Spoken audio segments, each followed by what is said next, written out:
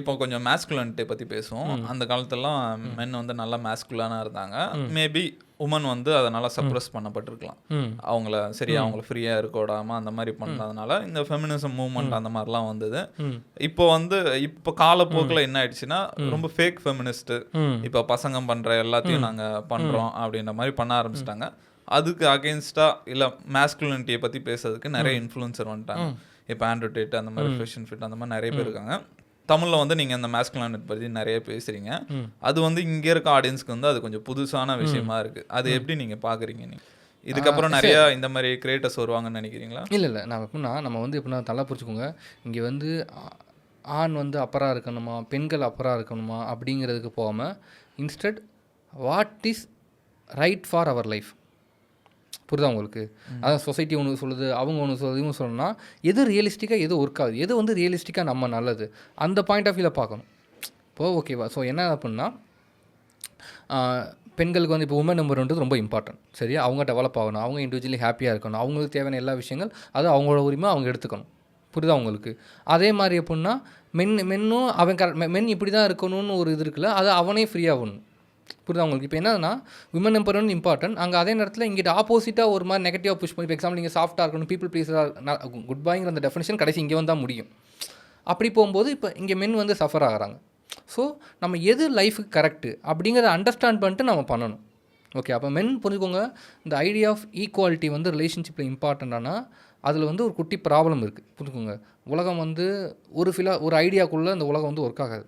ஓகேவா? நீங்கள் வந்து ஒரு ஹிஸ்ட்ரி படித்த பீப்புளுக்கு தெரியும், ஓகேவா, ஃபிலாசபி படித்த பீப்புளுக்கு தெரியும், சைக்காலஜி படித்த பீப்புளுக்கு தெரியும், இந்த ஐடியா ஆஃப் குட்னஸ் 100% குட்னஸ்ங்கிறது ரியாலிட்டியில் ஒர்க் ஆகாது. 100% ஈக்குவாலிட்டிங்கிறது கொஞ்சம் ஒரு காம்ப்ளிகேட்டடான விஷயம். இப்போ ரிலேஷன்ஷிப்பில் பார்த்துக்கோங்க, அந்த 3 பொண்ணுங்க வந்து சொல்கிறாங்க ஹைட்டாக இருக்கணும், மேஸ்குலினாக இருக்கணும், ஓகே, என்னோட ஸ்ட்ராங்காக இருக்கணுங்கிறது, சம்பாதிக்கணும், சம்பாதிக்கிறது அது வேறு விஷயம். பட் இதில் எங்கே ஈக்குவாலிட்டி தெரியுது? ஒரு ரிலேஷன்ஷிப் வந்து அப்படின்னா ஒரு பர்சன் வந்து அப்படின்னா லீடராக இருப்பாங்க, ஒரு பர்சன் ஃபாலோவராக இருப்பாங்க, ஒரு பர்சன் கிவராக இருப்பாங்க, ஒரு பர்சன் ரிசீவராக இருப்பாங்க. புரியுதா உங்களுக்கு? அதில் இப்படி தான் ஒரு ஆப்போசிட்டாக இருக்கும். இதில் அவங்களுக்கு ஏற்ற ஈக்குவாலிட்டி, ஃப்ரீடம் அதெல்லாம் இம்பார்ட்டன்ட். பட் இந்த பேலன்ஸும் இருக்கணும். புரியுதா உங்களுக்கு? உங்களை பொறுத்த வரைக்கும் ஃபெமினிசம்னா என்ன ப்ரோ? உமன் எம்பவர்மெண்ட்னா என்ன சொல்லுவீங்க? ஆக்சுவலாக அப்படின்னா அதுக்கு நம்ம வந்து அப்படின்னா நான் ரியாலிட்டியில் சொல்லணும்னா நமக்கு ஃபெமினிசத்தை பற்றி நல்லா தெரிஞ்சுக்கணும். புரியுதா உங்களுக்கு? எதில் எனக்கு வந்து அப்படின்னா அதை பற்றியான கிளாரிட்டியான அண்டர்ஸ்டாண்டிங் இல்லை. ஸோ அண்டர்ஸ்டாண்டிங் இல்லாமல் அதை பற்றி வந்து அப்படின்னா நான் கிளாரிட்டியாக சொல்ல முடியாது. புரியுதா நமக்கு? அது அப்படின்னா ஆனால் சில விஷயங்கள் ரொம்ப தப்பாக போயிட்டுருக்குங்கிறது எனக்கு ஒரு ஐடியா இருக்குது. பட் அதனால நிறைய நல்ல விஷயங்கள் நமக்கு எவ்வளோ நடந்திருக்கு. சரியா? So everything has its own positives, advantage இருக்குது, டிஸ்அட்வான்டேஜ் இருக்குது. நம்ம வந்து ஏதோ ஒரு மூவ்மெண்ட் பண்ணுறோம்னா அதில் நெகட்டிவ் மூவ்மெண்ட்டை ரிமூவ் பண்ணிட்டு பாசிட்டிவாக போனால் இன்னும் பெட்டராக இருக்கும். ப்ரோ, இப்போ நீங்கள் ஒரு 7 இயர்ஸாக வந்து ரிலேஷன்ஷிப் கோச்சாக இருக்கீங்க. லவ்ன்றது ரொம்ப காம்ப்ளெக்ஸான விஷயமா இருக்குது. பொண்ணுங்களுக்கு என்ன தான் வேணும் பசங்கிட்ட? எப்படி இருந்தால் பொண்ணுங்களுக்கு பிடிக்கும்? அதான் 2 விஷயம் தான். இப்போ ஒரு ரிலேஷன்ஷிப்பு உங்களுக்கு சக்ஸஸ் ஆகும்னா நீங்கள் கண்ணை மூட்டு 2 விஷயத்தை புரிஞ்சுக்கோங்க. இப்போ எக்ஸாம்பிள் நீங்கள் பையனாக இருக்கீங்க அப்படின்னாலும் சரி, பொண்ணாக இருந்தாலும் விஷயம், நீங்கள் ரிலேஷன்ஷிப்பில் ஸ்ட்ராங்காக இருக்கணும். புரியுதா உங்களுக்கு? நீங்கள் ஸ்ட்ராங்காக பிஹேவ் பண்ணணும். உங்கள் பிஹேவியர் வந்து ரொம்ப ரொம்ப இம்பார்ட்டன்ட். செகண்டு, நீங்கள் சைக்கலாஜிக்கலி அட்ராக்டிவாக பிஹேவ் பண்ணணும். புரியுதா உங்களுக்கு? சைக்கலாஜிக்கலி அட்ராக்டிவ் பிஹேவியர்னால் ரொம்ப சிம்பிள், ஒரு பெரிய விஷயம் இல்லை. இப்போ நிறையா ரூல்ஸ் இருக்குது மலை மாதிரி. நான் உங்களுக்கு சிம்பிளாக ஒரு விஷயம் சொல்கிறேன். ஃபார் மீ லைக்கபிலிட்டி ரூல்னு ஒன்று இருக்குது. அப்படின்னா என் பார்ட்னருக்கு நான் பிடிச்ச விஷயங்கள் பண்ணேன் அப்படின்னா அவங்க சந்தோஷப்படுவாங்க. பிடிக்காத விஷயங்கள் பண்ணால் என்னாகும்? அவங்க கஷ்டப்படுவாங்க. அப்போ சம்டைம்ஸ் எப்படின்னா நம்ம பார்ட்னருக்கு பிடிச்ச விஷயங்கள் பண்ணோம்னா அவங்க நம்ம நல்லா அட்ராக்ட் ஆவாங்க. இப்போ எங்கள் பார்ட்னருக்கு வந்து எப்படின்னா இட்ஸ் லைக் ஒரு ஏரியில் வந்து கூப்பிட்டு போய் தனியாக ஒரு போட்டில் அந்த கைண்ட் ஆஃப் ரொமான்டிக்காக வந்து அந்த மாதிரி கூப்பிட்டு போகிற மாதிரி அவங்களுக்கு பிடிக்கும். அப்படின்னா நீங்கள் அந்த மாதிரி எனக்கு ஒரு நாள் கூப்பிட்டு போனால் ரொம்ப சந்தோஷப்படுவாங்க. அப்போ அவங்க மேலே இன்னும் அட்ராக்ஷன் ஆகும். அப்படி இல்லாமல் உங்கள் பார்ட்னருக்கு வந்து எப்படின்னா இட்ஸ் லைக் வந்து அவங்களுக்கு வந்து புக்ஸ் படிக்கிறது ரொம்ப பிடிக்கும். ஓகே, நீங்கள் வந்து என்ன பண்ணுறீங்க அப்படின்னா நீங்கள் புக்ஸே படிக்கக்கூடாது, இதெல்லாம் முட்டாள் பண்ணுறேன்னு சொல்லி அதை நீங்கள் கம்ப்ரஸ் பண்ணிங்கன்னா என்ன ஆகும்? உங்கள் மேலே அட்ராக்ஷன் டவுன் ஆகும். புரியுதா உங்களுக்கு? ஸோ இந்த மாதிரி சைக்கலாஜிக்கலி நம்ம கரெக்டாக பிஹேவ் பண்ணால் ஆட்டோமேட்டிக்காக ரிலேஷன்ஷிப் சூப்பராக இருக்கும். அதுக்கு பீப்புள் சொசைட்டிக்கல் ஐடியாலஜி ஆஃப் லவ்ங்கிறத வெளியே விட்டுட்டு அப்படி ஒரு லவ் கிடையாது. நான் ஆல்ரெடி நிறைய எக்ஸ்பிளைன் பண்ணியிருப்பேன் பீப்புள். ஓகே, நீங்கள் அந்த டெஃபினேஷனை பார்த்தீங்கன்னா உங்களுக்கு கிளாரிட்டியாக புரியும். லவ்வுங்கிறது வெறும் 100% interest level, it's attraction level. அந்த ஸ்டேஜில் இருக்கும்போது நம்ம ஒரு பர்சன் நினைக்கிறோம்ல அதுதான் லவ். அது ஃபிக்ஸ்டு கிடையாது, மாறிக்கிட்டே இருக்கும்.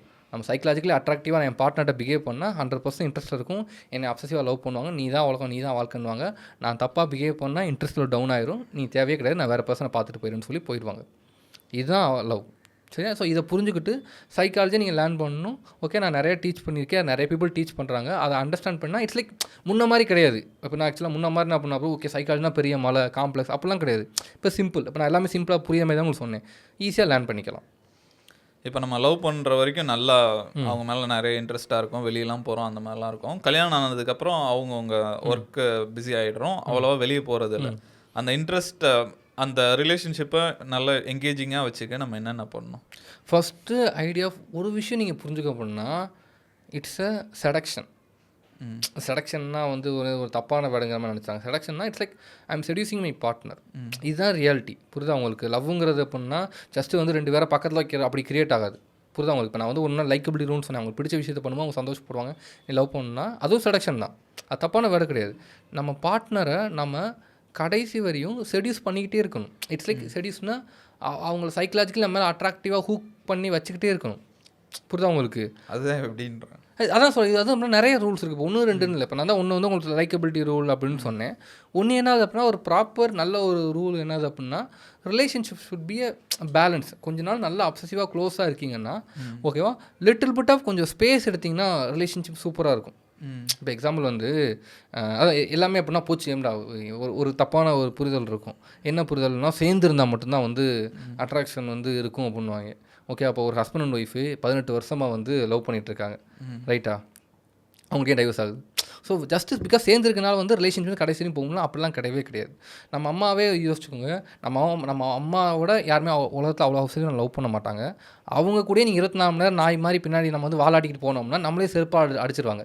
அங்கிட்டு போய் தொட நாயே அப்படின்னு சொல்லி திட்டாஞ்சிடும். பிகாஸ் ஒரு மாதிரி நெகட்டிவாக ஒரு வெறுப்பாகிற மாதிரி இருக்கும் லிட்டில் பிட் ஆஃப் ரொம்ப நாள் இருந்தோம்னா. அப்போ அதேமாதிரி ரிலேஷன்ஷிப் இட்ஸ் அ பேலன்ஸ். கொஞ்ச நாள் நல்லா க்ளோஸாக அப்சசிவாக இருக்கீங்கன்னா லிட்டில் பிட் ஆஃப் ஒரு 1 இயர்க்கு ஒரு வாட்டியோ 2 இயர்க்கு ஒரு வாட்டியோ லிட்டில் பிட் ஆஃப் கொஞ்சம் ஸ்பேஸ் எடுத்து அவங்கள்ட்ட விலகுனீங்கன்னா ரிலேஷன்ஷிப் இன்னும் ஸ்ட்ராங் ஆகும். புரியுதா உங்களுக்கு? நான் இப்போ என்னுடைய எல்லோரும் கேட்டு வெறுத்துருப்பாங்க. பிரியாணி தான், பிரியாணி டேஸ்ட்டான ஃபுட்டு, டெய்லி சாப்பிட்டா வெறுத்துரும். ஒரு 2 வாரம் 3 வாரம் ஸ்பேஸ் எடுத்துகிட்டு திரும்ப பிரியாணி சாப்பிட்டிங்கன்னா அதுக்குரிய டேஸ்ட் வேறு. இதே தான், இது வந்து அவைலபிலிட்டிங்கில் ஒரு ரூலு. ஸோ எல்லாத்தையும் பேலன்ஸாக பண்ணணும். இருக்கிறதுலே ரொம்ப கஷ்டமான ஃபீலிங், ரொம்ப பெயின்ஃபுல்லான விஷயம்னா பிரேக்கப் தான். பிரேக்கப்பை எப்படி ஹேண்டில் பண்ணணும்? ஸோ ஒன்ஸ் உங்களுக்கு பிரேக்கப் ஆயிடுச்சு அப்படின்னா ஃபஸ்ட்டு ரியாலிட்டியை புரிஞ்சுக்கோங்க. யார் என்ன அட்வைஸ் பண்ணாலும் நீங்கள் கண்டிப்பாக சஃபர் ஆவீங்க. அவங்க அந்த அட்வைஸ் வந்து மைண்டில் ஏறவே ஏறாது. ஏறினாலும் அது நிற்காது. சரியா? ஸோ ஹார்ஷ் ட்ரூத் என்னது அப்படின்னா ஒரு 5 மாதத்துக்கு கண்டிப்பாக சஃபர் ஆவீங்க. ஓகே, அதை யாராலையும் தடுக்கவே முடியாது. பட் பெஸ்ட்டாக என்ன பண்ணலாம் அப்படின்னா ஓகே, அந்த மாதிரி நீங்கள் சஃபர் ஆகும்போது ஃபஸ்ட்டு புரிஞ்சுக்கோங்க. பிரேக்கப் ஆன பிறகு ஓகே ஃபைன், என் பார்ட்னர் இல்லை, நான் அடுத்து ஏதாவது பண்ணணும், அடுத்து வேறு கரியர் நோக்கி போகணும், கோல் நோக்கி போகணும்னு ஏதாவது ஸ்பெசிஃபிக்காக வச்சுட்டு அதை ரொட்டீனாக திங்க் பண்ணிங்க அப்படின்னா கொஞ்சம் கொஞ்சமாக உங்கள் மைண்ட் வந்து அதை அக்செப்ட் பண்ண ஆரம்பிக்கும். இது உடனே வந்து டக்குன்னு நடக்காது. நீங்கள் ரொட்டீனாக எப்பப்போலாம் அவங்க பெயின் வருதோ அவங்க என் லைஃப்பில் இல்லை, நான் வேறு ஓகே எனக்கு வந்து இப்போ எனக்குன்னு ஃபில்ம் மேக்கிங் கரியர் இருக்குது, நான் அதில் ஜெயிக்கணும் அப்படின்னு நீங்கள் ரொட்டீனாக திங்க் பண்ணோம்னா கொஞ்சம் கொஞ்சமாக வெளியே ஆரம்பிச்சிருவீங்க. அதே மாதிரி ஒரு 5 months 6 months ஆச்சு அப்படின்னா அந்த பெயினும் கொஞ்சம் கொஞ்சமாக ஃபேட் ஆரம்பிச்சிடும். Everything fats in time. எல்லாமே ஃபேட் ஆகிடும் ஒரு நாள். ஓகே, நான் வந்து எப்படின்னா யார் மேலே நம்ம அப்சசிவாக லவ் பண்ணியிருப்போம். அந்த மொதல் நாள் வந்து அன்றைக்கி வந்து அவங்க இறந்துட்டாங்க. அதே 6 மாதமாக அப்படியே இருப்போமா, 1 year அப்படியே இருப்போமா, கொஞ்சம் கொஞ்சமாக அந்த பெயின் வந்து மறந்துடும். So any pain, breakup pain அப்படின்னா நீங்கள் எவ்வளோக்கு எவ்வளோ அப்சசிவாக லவ் பண்ணியிருக்கீங்களோ அதுக்கேற்ற மாதிரி கொஞ்சம் கொஞ்சமாக ஃபேட் ஆகிடும். பட் எப்படினாலும் ரொம்ப நீங்கள் லவ் பண்ணிங்கன்னா மொதல் 6 மாதம் நீங்கள் சஃபர் ஆவீங்க. இந்த ஐடியா யூஸ் பண்ணிக்கோங்க. அண்ட் புரிஞ்சுக்கோங்க, ரொம்ப ரொம்ப இம்பார்ட்டன்ட் திங். ஃபஸ்ட்டு பிரேக்கப் ஆயிடுச்சுன்னா அது எண்டு கிடையாது. ஓகே, இங்கே பீப்புள் என்ன நினைக்கிறாங்கன்னா ஓகே பிரேக்கப் ஆயிடுச்சு, டைவர்ஸ் ஆயிடுச்சுன்னா போச்சு, பார்ட்னர் திரும்ப லவ்வே பண்ண வைக்க முடியாது அப்படின்னு நினச்சிட்டு இருக்காங்க. அப்படிலாம் கிடையவே கிடையாது. அசால்ட்டாக லவ் பண்ண வைக்கலாம். நீங்கள் சைக்கலாஜிக்கலி பிரேக்கப் ஆகணுன்னு கரெக்டாக நடந்தீங்கன்னா போதும். ஓகே, பார்ட்னர் அப்படியே திரும்ப வந்து கொஞ்சம் அப்படியே உங்களை அப்சசிவாக லவ் பண்ணுற அளவுக்கு கம்ப்ளீட்லி மாற்றிடலாம். அதெல்லாம் இங்கே ப்ராப்ளமே கிடையாது. எப்போ நடக்காது அப்படின்னா பிரேக்கப் ஆயிடுச்சு அப்படின்னா, பிரேக்கப்போ டைவர்ஸ் ஆன பிறகு ஓகேவா ஒரு 6 மாதம் ஓகேவா அந்த மாதிரி ஆயிடுச்சு, உங்களை கம்ப்ளீட்லி பிளாக் பண்ணிட்டாங்க, உங்களோட சுத்தமாக கூட பேசவே இல்லை அப்படின்னா அப்போ வந்து மெஜாரிட்டி 98% வந்து அவங்க திரும்ப லவ் பண்ண மாட்டாங்க. மற்றபடி பிரேக்கப் டைவர்ஸ்லாம் அசால்ட்டாக சரி பண்ணிடலாம்.